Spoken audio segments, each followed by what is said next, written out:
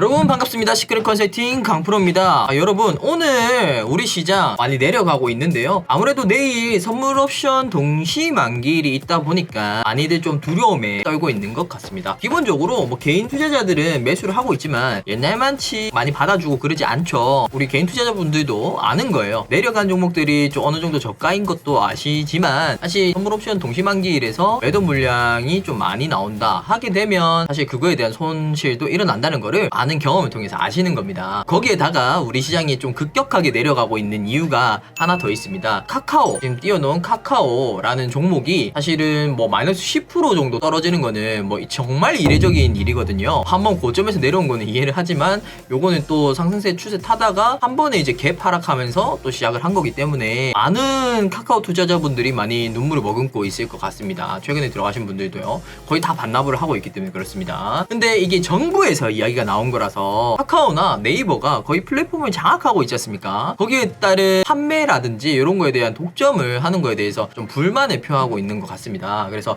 규제가 들어갈 것이라는 전망에 이 두 종목이 내려가고 있는 건데요. 규제가 들어가면 상당한 손해를 보겠죠. 아무래도 우리나라 이제 대표 주식인 삼성전자, SK 하이닉스도 전 세계적으로 반도체 산업에 대해서 전망이랑 자기네들 나라에서도 생산을 하겠다라는 부분 때문에 사실 많이 밀려가지고 고점에서 내려왔던 부분인데, 사실 저는 주주분들에게는 정말 죄송하지만 지금 이거는 한번 올 때가 왔었다 라고 이야기 드리고 싶어요. 카카오도 이 정도 떨어질만은 했었다. 무조건 우상향하는 주식은 없거든요, 여러분들. 기업 가치가 어느 정도인지를 재고가 돼야 되고, 우리가 이제 공매도가 되는 종목이기 때문에 어느 시점에서 이 버블을 터트릴까, 이 상승 추세를 내려버릴까 하는 부분이 있었는데, 오늘이 그 시초가 된 것 같습니다. 여기서 타격을 이 정도로 크게 입는다고 하면 사실 다시 반등을 한다 해도 회복을 타기가 어려울 거예요. 여기서 이제 박스권을 여기서 갖는 거죠. 이제 선물 옵션 만기를 앞두고 또 대형주들의 우려감이 또 표해지고 있으니까 미리 권리를 행사하거나 팔아버리는 등 이런 이슈가 있는 거겠죠. 조심을 하셔야 될 것 같고요. 단기적으로 회복을 한다면 제일 좋겠지만 제가 봤을 때 이 정도로 큰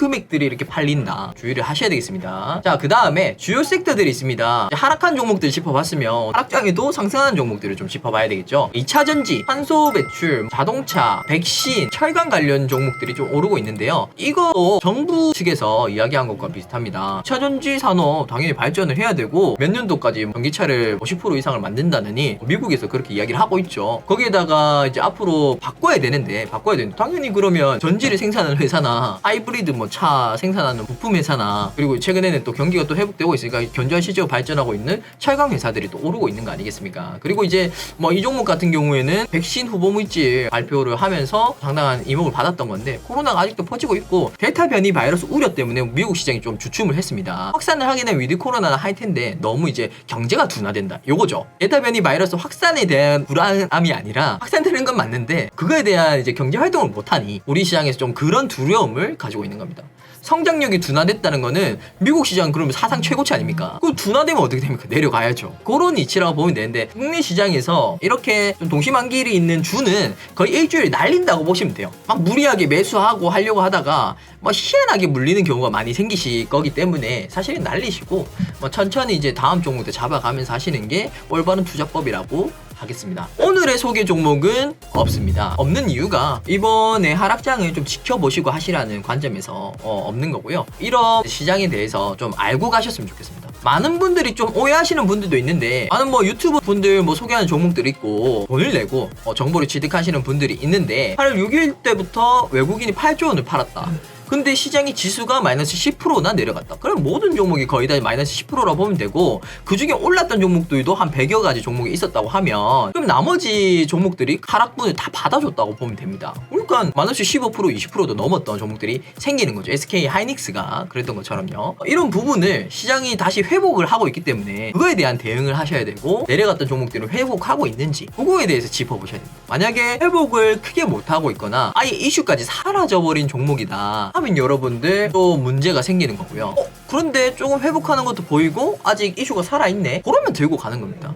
최근 증권가에서도 사실 좀 종목 잘 보시는 분들, 이런 거시적으로 보시는 분들이 이렇게 이야기를 드리고 있는데요. 이게 사실은 맞습니다. 단기적으로 보고 뭐 시장이 내려갔는데 뭐 바로 팔아버리고 뭐 이런 게 있는 분들은 사실 뭐 그렇게 해가지고 적절하게 상승한 종목 잡으면 좋지만 매일매일 종목 잡을 수는 없는 거겠죠. 적절하게 파시되 손절은 좀 짧게 하시되 할 때는 시장이 좀 반등할 때를 체크하면서 종목 들어가시는 게 전망성이 있는 종목들, 실적이 있는 종목들을 또 잡아가시는 게 우리 시장에 좀 대응하는 전략이라고 하겠습니다. 오늘은 그러면 전략이라든지 이번 시장에 대응할 부분이라든지 이런 부분을 설명드리게 됐는데, 이런 것들을 모르고 하시는 분들이 많아요. 여러분들 주식 하실 때 무조건 올라야 된다, 100종목이라도 오르면 그 종목을 잡아야 된다, 나는 그 종목 잡고 싶다 하시는 분들이 있는데, 이미 그 종목들은 뭐 20% 30% 올라와 있고 이미 이런 종목들처럼 최고점에 있는 종목들이 빨간불이 켜진 종목들이 많을 겁니다. 이런 종목들 한번 잡아보시면 아무리 전망성이 좋다 해도 본인이 불안하지 않을까. 나는 더 올라가서 매도할 시점이 어디인지 알겠는데 내가 여기서 샀다는 게 다른 사람들도 막